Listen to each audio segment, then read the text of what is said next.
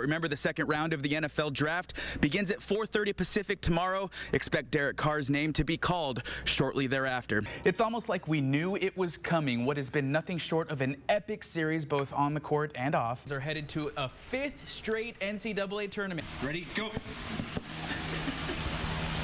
Take it to the bed. There's a whole debate about whether or not they're even going to play in the playoffs. Play in the playoffs. Why not? Join 35,000 of your closest Bulldog buddies. I'm going to go out on a limb. I'm going to say Nick Watney upsets Tiger Woods tomorrow. Hey, we have to give David some props here. He did predict Nick Watney would beat Tiger today. I did. Tonight's the night Central Valley soccer fans have been looking forward to for almost a month now. Hey, we found a broken sprinkler right here behind home plate. Remember, we want to hear from you tonight, so hit us up on Twitter. We've got plenty of highlight footage of him doing windmills, twists, 360s. They will need to step up their game next season. Now reporting live in Southwest Bakersfield. Reporting live at Fresno State. Reporting live at Bulldog Stadium. Reporting with the Bulldogs in Boise. In Albuquerque with the Bulldogs. Now live in the newsroom, David Bataller, ABC 30 Action News.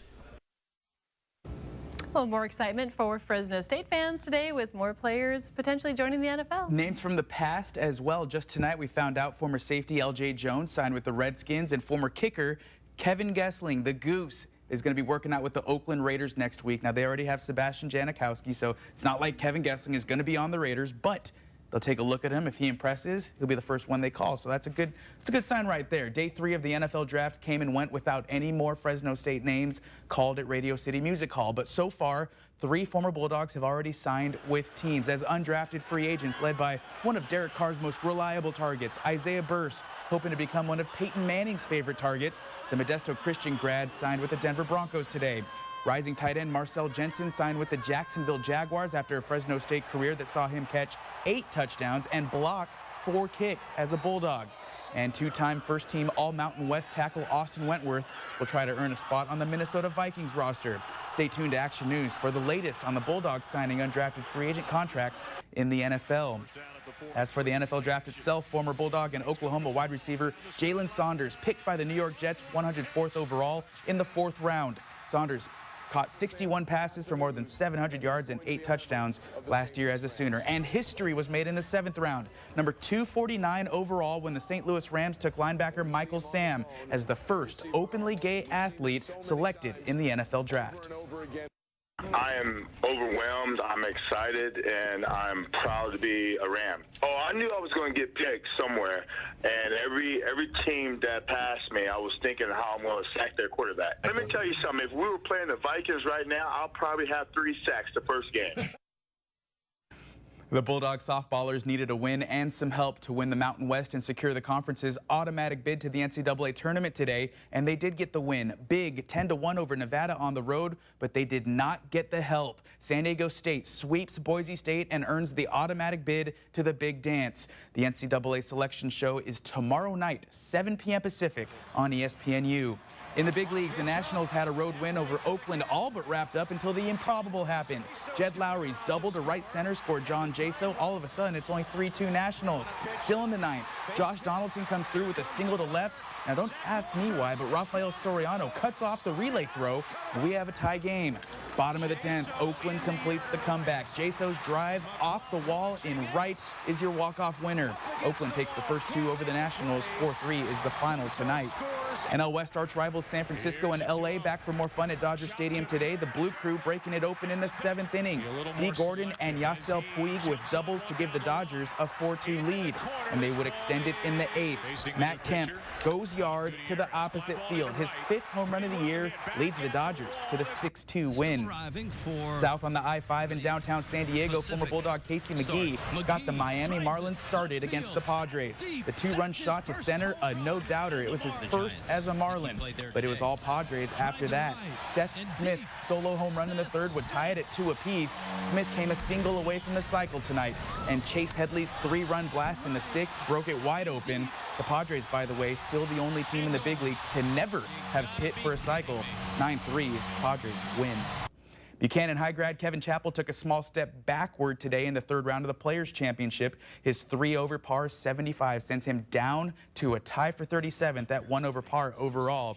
and that's 11 shots back of the 54-hole co-leaders. One of them, that guy, Martin Keimer, draining a putt on 6. He's at 12 under par along with this guy, 20-year-old Jordan Spieth. The par putt from the fringe on 18 means he still hasn't made a bogey in the entire tournament. Final round play from TPC Sawgrass continues tomorrow. And you saw this right here on ABC 30 this afternoon, a scary start to the Grand Prix of Indianapolis. Colombia's Sebastián Saavedra is the pole sitter, but his car stalls in the standing start. Everyone around him is going. He's not. All he can do is sit there and brace for the impact as 2 cars make contact with him, sending debris flying everywhere, even hitting Indianapolis Mayor Greg Ballard, the honorary race starter. Saavedra would walk away with no injuries. Simon Pagenaud, by the way, would win the race. But like we talked about, that is some scary stuff right there. Not the ideal time to stall, but thankfully he walked away uninjured. Yeah, even the mayor, though, got a little bit of debris right there. Even the mayor, it's dangerous waving those flags right there with all those cars going by, apparently. Yeah, but thankfully, no major injuries. Yeah, definitely. You make more collecting cans. I want a Burger King, I was gone.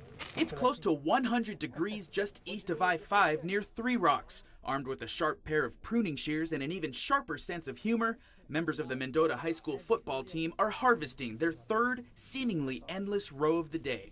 It's tough, but you try not to think about it, you know? Because if you think about it, it's going to be like, oh, that's a lot. I'm working with like 5 guys, 5 football players, like that. And the chemistry just builds? Yeah, we end up hanging out in practice too. These teenagers are cutting grapes. Another handful is out picking the ripest cantaloupes available. A third scooping up almonds in a nearby grove. All of them work, not because they want to. Right here is like, it's kind of you have to get money, to get whatever you want. It could go to me or my family, because my family is not, we don't have a lot of money. My mom got hurt at work, so I had to step up, you know, pay some bills here and there, buy my own clothes, football stuff. There are no boring days, no laps around the local mall, no summer vacation. But led by their head coach, the Aztecs are building character through hard work that has already paid off. Over the last 2 years, Mendota is 21-3 with 2 Central Section titles, a source of pride for the blue-collar community. The majority of the community here has gone through that, including myself, and those kids will learn that, you know, through that hard work that they could apply it not just in athletics, but they could also apply it in their education. Coach Mejia and his staff make earning good grades a priority, using his own story as an example for his players. That's an option for them if they don't want to go to college. You know, they could end up working in the fields the rest of their lives. You think I don't want to work in the fields? It's really hard. Maybe you just try hard in school, get an education, better job. How'd you like the grape? In just 2 weeks' time, those 100-degree temperatures in the fields will be replaced by hundreds of fans here at Aztec Stadium. And with a work ethic unrivaled in the Central Valley, these Aztecs say they've got what it takes to go for a 3rd straight Central Section championship.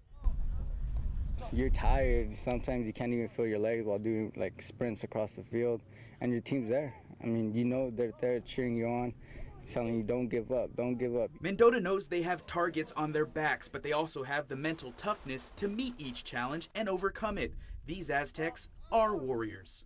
They come out here with a mature mentality, knowing that I'm here to represent not just me, my football community, my coaches, the fans, but also my family. And it's just a reflection on our whole community. Trying to bring Mendota together as a community, and hopefully football could bring it all together and make it better. Just don't ask them about their field of dreams. They might not know which one you're talking about. For Good Sports, David Bataller, ABC 30, Action News. You hit a little bit late. After more than 30 years of teaching tennis, Elaine Mason made a bold decision. I started playing some of the Northern California tournaments in my late 50s and early 60s. That's right, she started playing competitively. This after making massive contributions to the game, like holding the first patent for the shorty racket, designed to help beginners learn the game quicker. They'd always cinch up because they had more control. And so I thought, why don't make a racket that length so that they, as a child, they could have success. After retirement and a few playing lessons, she finally made her national tournament debut at 64 years young. It took a few years to become tournament tough and learn what I needed to do. And it was motivating and exciting to see that I could improve. Singles and doubles. Like I said, 94 of them. She won on grass, hard courts, clay, and indoors. Be many years where she won singles and doubles in all 4 events. They call that a golden slam. Oh, nice hit, Larry. Finding gratitude and fulfillment in sharing the game with her friends, and they feel the same. Look at her. She's done a lifetime of incredible things, and she continues to do them to this day. She's always encouraging them to practice and play and get better, and everybody just loves and respects Elaine. 87 years old, and Elaine shows no signs of slowing down. Those words aren't in her vocabulary. In fact, next week she takes off for Kansas City, going for a 95th national championship.